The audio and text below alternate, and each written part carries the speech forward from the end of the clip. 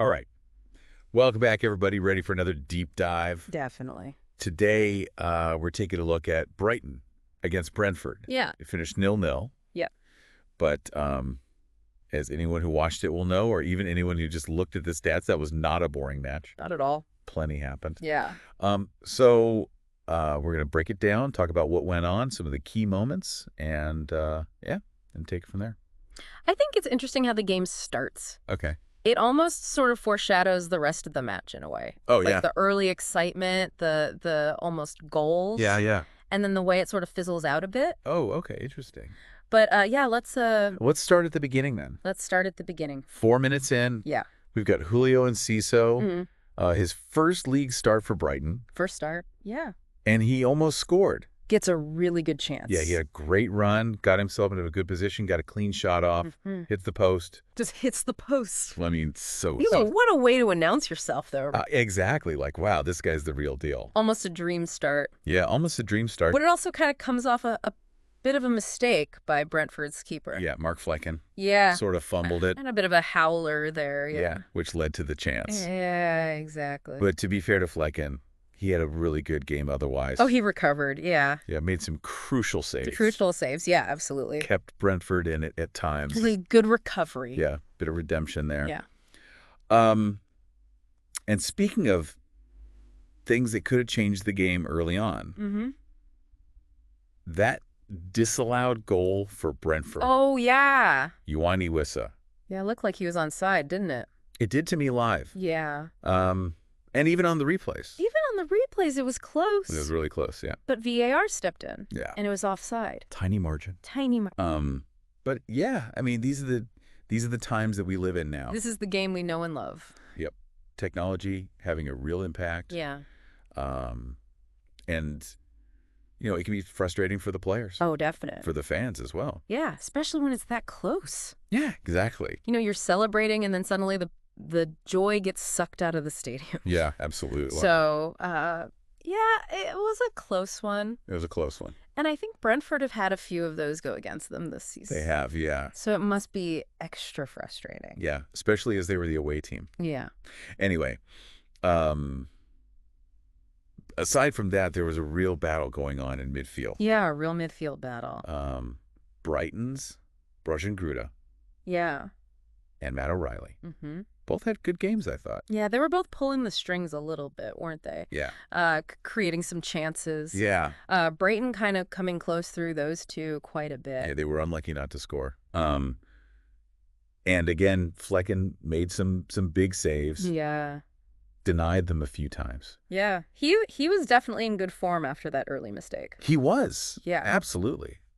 It's a shame that O'Reilly actually went off injured. Yeah, he did, yeah. Added to Brentford's injury woes. Yeah. They haven't had much luck with injuries, have they? Yeah, they haven't. It's been a real problem for them this season. Yeah. But despite that, and despite their kind of shaky away form, they actually looked pretty good in the second half, I thought. Yeah, they did. Yeah. More like the Brentford we've come to expect. Yeah, they were much more assertive, weren't they? Yeah, they were. Yeah. They were pressing higher up the pitch. Yeah, they were winning more of those 50-50s. Yeah. And yeah, they really put Brighton under pressure. Yeah, you could see Brighton having to defend a bit more. Yeah, absolutely. They had a few chances, didn't they? They did, yeah. We almost got another one. Yeah. But Brighton defended well. Yeah. Blocked the shot. Yeah, it was a good block. Yeah. And then Christian Nørgaard. Oh, yeah. Almost scored with this amazing scissor kick. Almost a wonder goal. Almost a wonder goal. So close. Yeah. So, yeah, they couldn't quite get the breakthrough. Yeah, it was really entertaining, though, that second half.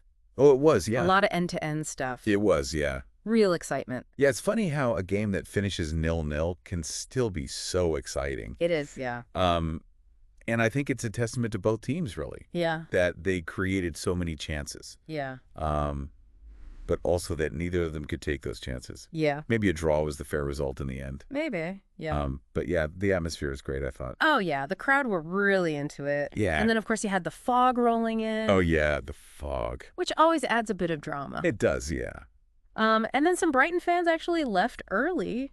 Oh, no. They missed Solly March coming on. Oh, so they missed his return from injury. Yeah. Long injury layoff for him. Yeah. So that was a big moment. And they also missed a great save by Bart Verbruggen right at the end. Oh, yeah. So they missed all the late drama.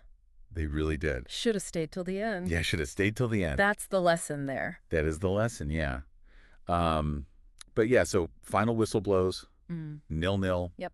The second goalless draw between these two sides in 2024. Yeah. But as we've discussed, it was a really entertaining match. Absolutely. Lots of action. Lots of incident. Lots of incident. The disallowed goal. Yeah. The missed chances. Yeah. Great goalkeeping at times. Yeah. And just that sense of tension. Yeah, that feeling that anything could happen. Anything could happen. Yeah. A proper game of two halves as well, I thought. Yeah. Yeah. Brighton on top in the first half. Yeah. Brentford coming back in the second. Yeah, absolutely. So yeah, really interesting match to break down. Really interesting. Yeah.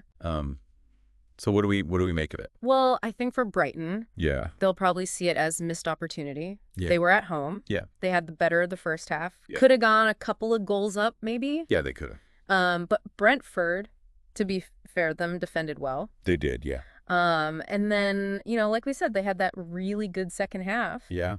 So, yeah, I think Brighton probably disappointed not to get all 3 points. Yeah. But for Brentford, Yeah. this could be a turning point for them. Okay. They've had all those injuries. Yeah.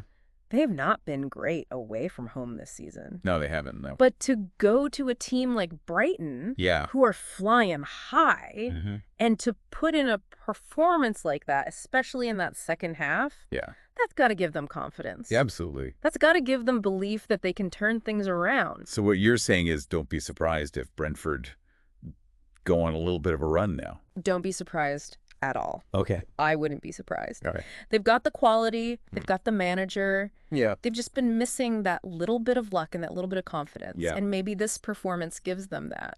That's an interesting point. Yeah. I'll be keeping an eye on them for sure. See if they can build on this. Yeah. But yeah, I think that's probably all we've got time for today. Yeah. That was a good deep dive. Yeah, good one. Enjoyable match to analyze. Yeah, lots to talk about, even though it was a goalless draw. Yeah, exactly. So yeah, to everyone listening, if you haven't seen the highlights, I definitely recommend checking them out. Yeah. There were some great moments in there. Some great moments. And yeah, we'll be back soon with another deep dive. Yeah, looking forward to it. Thanks for listening. Cheers.